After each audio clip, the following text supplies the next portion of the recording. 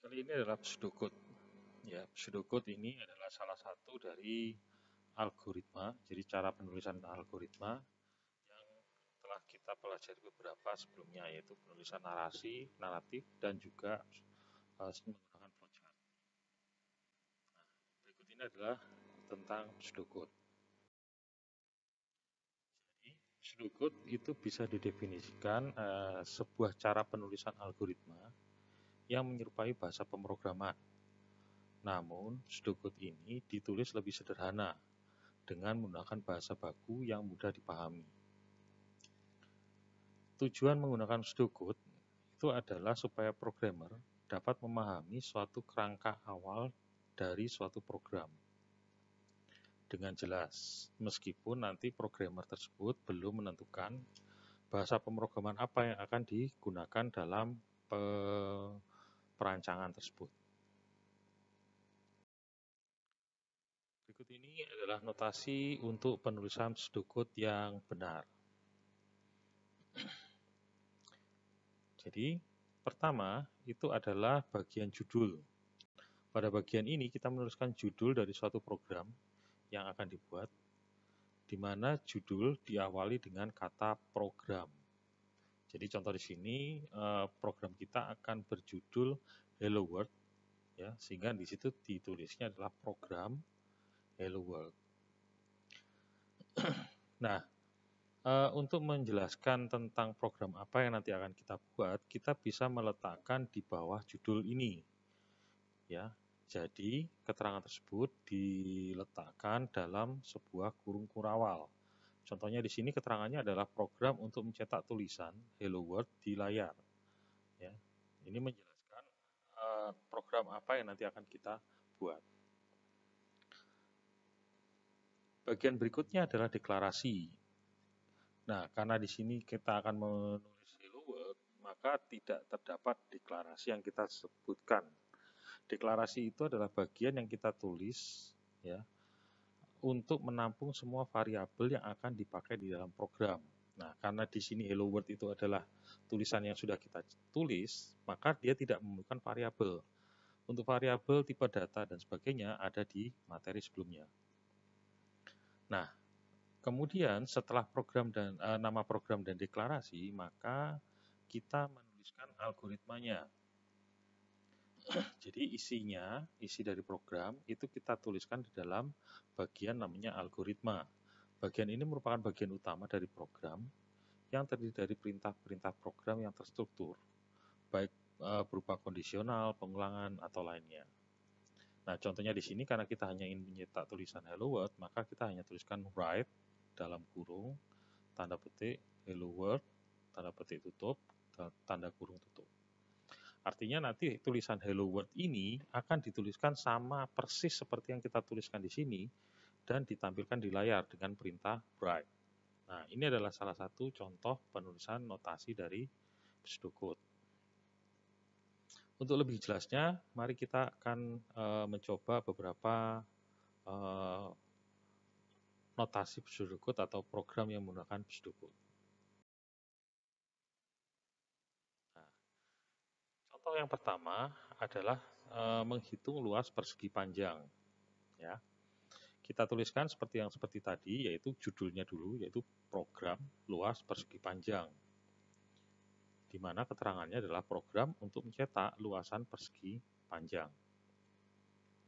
Di bagian deklarasi, kita akan menentukan variabel yang akan menampung unsur-unsur yang akan digunakan untuk menghitung luas persegi panjang. Contohnya misalkan A itu untuk panjang, B untuk lebar, dan C untuk luasan persegi panjang. Nah, di deklarasi sendiri pun itu boleh diberikan keterangan, yaitu tetap menggunakan kurung kurawal seperti ini. Kemudian baru kita tentukan deklarasinya apa, yaitu misalkan A, B, C. Ini adalah variabel yang akan kita pakai di dalam pemrograman dengan tipe data yaitu integer.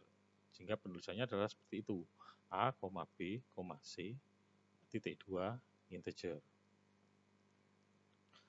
Kemudian untuk penghitungannya, maka kita masuk ke bagian algoritma, di mana nantinya algoritma ini akan mendapatkan nilai A itu dari inputan user, kemudian akan dibaca, kemudian dia menemukan nilai inputan B dari user, kemudian dibaca,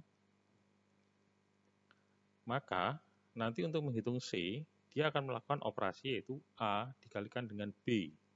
Sehingga nanti untuk menampilkan nilai C di layar, kita menggunakan write dalam kurung C.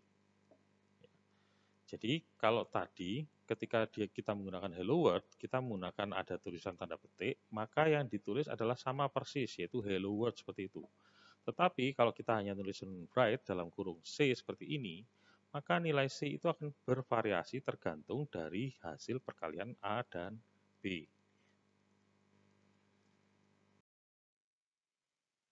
Oke, contoh berikutnya adalah kita akan menghitung gaji karyawan. Jadi di sini programnya saya kasih nama yaitu program gaji karyawan.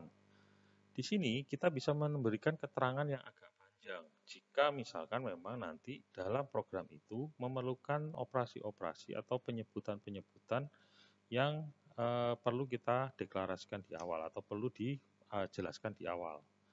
Nah, di sini di dalam keterangannya saya menuliskan bahwa program untuk menghitung gaji bersih karyawan. Input datanya adalah NIP dan nama karyawan dan gaji pokok per bulan. Kemudian untuk menghitung gaji bersih, kita adalah menggunakan gaji pokok ditambah tunjangan dikurangi pajak. Nah, tunjangan sendiri itu adalah besarannya 20% dari gaji pokok dan pajak adalah 5% dari gaji pokok. Itu adalah keterangan dari program ini. Sehingga di deklarasi kita memerlukan, karena di situ ada suatu nilai yang pasti, yaitu misalkan tunjangan itu adalah 20%, maka kita menggunakan perintah const. Const ini artinya adalah konstanta. Jadi nanti konstanta itu maksudnya adalah nilai yang akan dipakai itu akan disebutkan atau dinilaikan sesuai dengan yang sudah dideklarasikan. Contohnya di sini konstantanya kita kasih nama persen tunjangan yang besarnya adalah 0,2. Ya, di situ saya kasih tambahan keterangan yaitu persen dari tunjangan.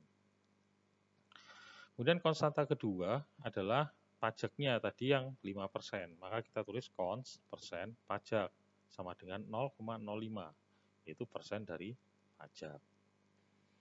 Kemudian apakah ada variabel lain? Nah, selain konstanta, ternyata kita juga punya variabel. Nah, di sini ada nama dan NIP. Nah, nama dan NIP itu adalah variabel di mana tipe data yang kita pakai adalah string karena dia berupa kata atau kalimat. Kemudian ada juga variabel gaji pokok, tunjangan, pajak, dan gaji bersih yang nilainya adalah real. Real artinya dia tidak ada koma, ya. Dia bilangan bulan. Oke, setelah itu baru kita masuk ke algoritmanya, di mana dia akan mendapatkan nama dari inputan user, NIP dari inputan user, dan gaji pokok dari inputan user.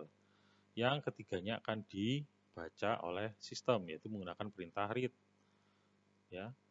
Kemudian kita akan menghitung tunjangannya, karena kan gaji pokoknya ini berbeda-beda, tetapi konstanta untuk persen tunjangannya adalah tetap, maka nanti untuk tunjangan kita gunakan rumus ini.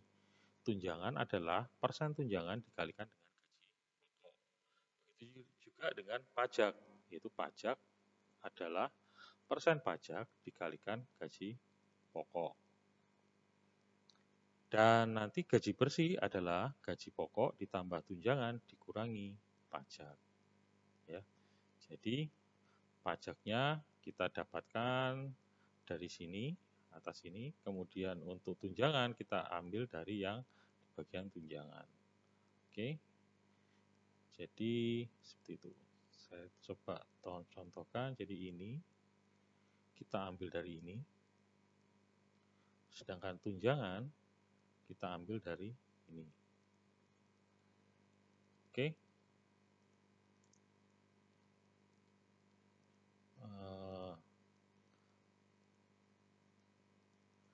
Nah, seperti itu. Oke, sekarang kita bisa tahu bahwa nanti untuk write yang ditampilkan adalah nama, NIP, dan gaji pokok. Oke, sekian dulu untuk materi pseudocode. Semoga mudah untuk dipahami. Terima kasih. Kita jumpa kembali pada materi berikutnya. Dan silakan dikerjakan untuk soal latihan yang sudah ada di LMS. Terima kasih.